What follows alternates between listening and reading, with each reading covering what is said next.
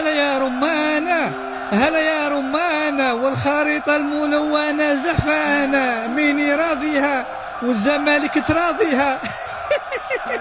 مساكين راحوا على راسهم.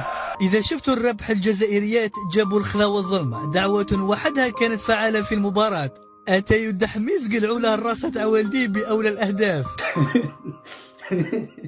الرد كان بمحاولة وحيث دايرينها كحلة وعليهم دعوة شر. الكرة تسندرت باتجاه المدرجات تحت تحصن مدربهم ببريطة، في حين أحدهم تكركب وذهب يشتري بعد كروش من طرف لاعبي الأقلام الملونة.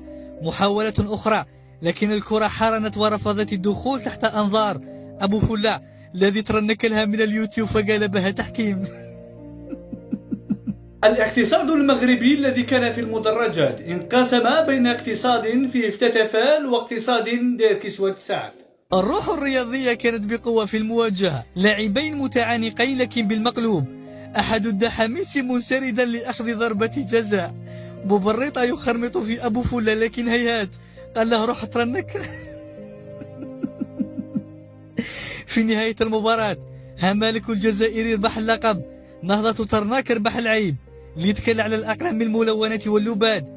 نهايته ستكون بأغنية صاي ربي يخلص يا راني نستشفى يا اللي يشوف بعين